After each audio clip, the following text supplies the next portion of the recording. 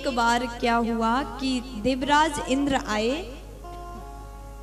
द्वारिका में दर्शन करने के लिए। महाराज इंद्रदेव आए हैं और उन्होंने भगवान से प्रार्थना किया, प्रभु आप धरती पर पाप के भार को हरण करने के लिए आए हैं। धरती पर जितने पापी राजा हुए उनका वध करने के लिए आप आए हैं। धरती से जो पाप है उसको हरण करने के लिए आए, धर्म की रक्षा के लिए आए। अब समय आ गया प्रभु, एक भौमासुर नामक दैत्य है, हम सबको अत्यंत कष्ट दे रहा है, उसका उद्धार करिएगा। भगवान बोले ठीक है, मेरे चिंतन में सब है, मुझे सब याद है, अब आप लोग चिंता मत करिए। प्यार से बोलो, ए मैया बोलो ना, आप लोग जोर से बोलो। ये जो कोने में बैठी इतनी माताएं बहुत बातें करते हैं आप लोग। एक काम करिएगा, आज कथा हो जाए तो घर में जाकर के कल एक पंचायत बिठालना और चर्चा करना, ठीक है? जोर से बोलो, ऐसे नहीं पूरे एनर्जी में बोल दो ना। अब उसके बाद सुखदेव जी महाराज कहते हैं कि अब भगवान बोले अब हम भौमासुर का उद्धार करेंगे, जल्द ही करेंगे। तो यहाँ भगवान एक लीला करते, देवर्षि नारद जी स्वर्ग से घूमते हुए द्वारिकापुरी आए। नारद जी महाराज ने भगवान को प्रणाम किया, एक पुष्प लेके आए थे, भगवान को चढ़ा दिया। अब उसके बाद में गरुड़ में बैठ करके माता सत्यभामा के साथ में भगवान निकले हैं। द्वारिकापुरी से जैसे प्रभु निकले सर्वप्रथम भौमासुर के राज्य में चले गए, जिसे नरकासुर भी कहते हैं। भौमासुर के राज्य में भगवान गए, उसके साथ में युद्ध किया, लेकिन युद्ध भर गरुड़ जी से भगवान उतरे ने। पीछे माता सत्यभामा है, आगे भगवान है, और भौमासुर उधर से बाण चला रहा है, भगवान को लग रहा है, और भगवान भी अस्त्र छोड़ रहे हैं, भौमासुर को लग रहा है। अब बहुत देर तक ये युद्ध चला, लेकिन यहाँ पर हार जीत अभी तक नहीं हो रहा है। तो उसके बाद में भगवान कृष्ण जी ने विचार किया, जब से हमको लग रहा है पीछे बैठी हुई सत्यभामा कुछ बोल नहीं रही, चुपचाप बैठी है। तो जैसे भौमासुर ने तीर चलाया, भगवान तिरछे भये, और उसके बाद वो तीर जाकर के माता के हाथ पर चुभा। जैसे हाथ में तीर लगा, मैया बोली प्रभु आप क्या कर रहे, जल्दी से इसे मार दीजिए। जैसे मैया ने कहा, तुरंत एक पल में भगवान ने भौमासुर का उद्धार कर दिया। बोलिए भक्तवत्सल भगवान की जय हो। अब जैसे भौमासुर मरा तो यहाँ राजा परीक्षित पूछते, प्रभु ऐसा क्यों किया? भगवान पहले भी मार सकते थे, माता जी का कहने का इंतजार क्यों किया? तब सुखदेव जी बोले, ये जो भौमासुर है ना, ये धरती से प्रकट हुआ, ये भूमि का पुत्र है, और ये सत्यभामा मैया पृथ्वी माँ का अवतार है। और जब ये पैदा हुआ था तब मैया ने भगवान से कहा था, प्रभु जब तक हम ना बोले तब तक आप इसे मारना मत।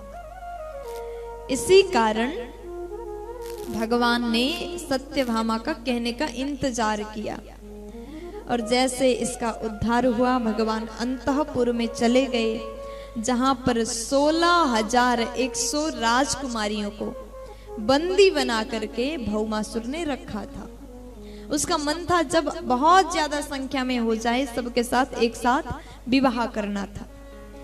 आज जैसे भगवान गए, भगवान ने 16,100 राजकुमारियों को कहा, देवियों आप सब मुक्त हो जाते हैं, आज के बाद आप मुक्त हो।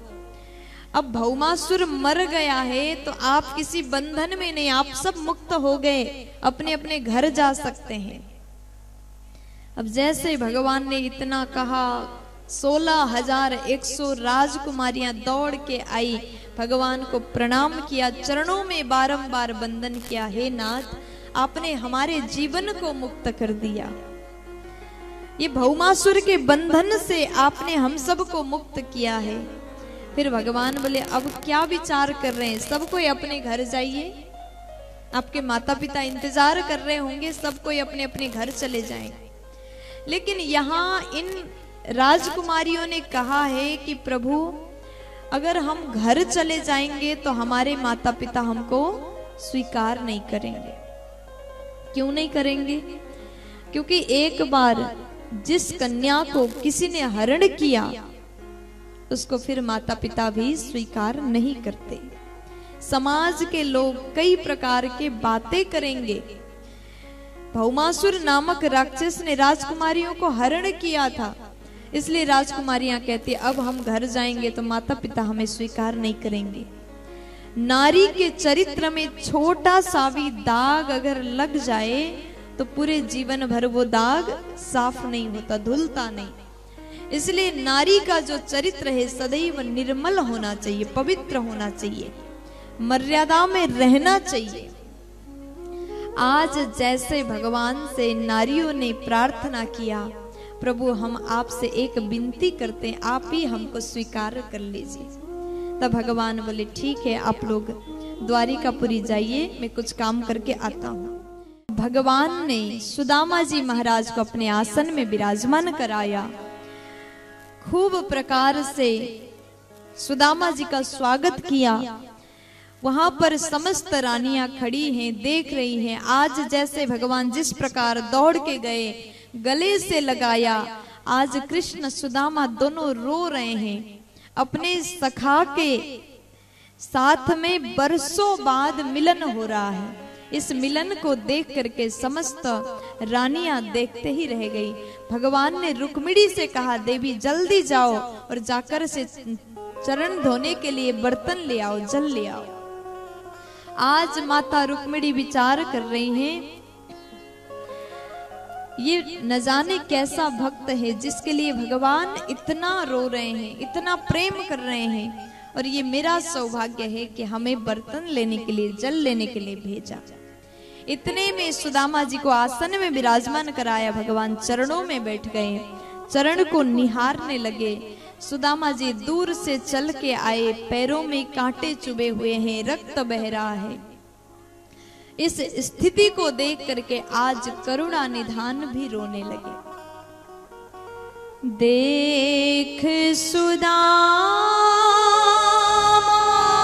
की दीन दशा, करुणा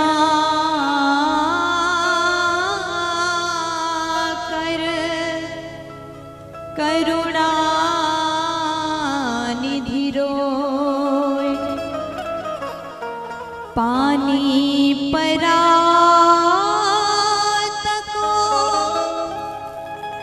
हाथ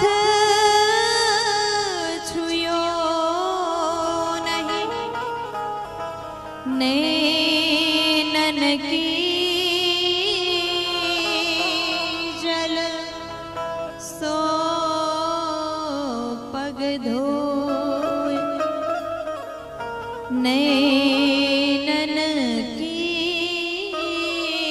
जल सो पग धोए।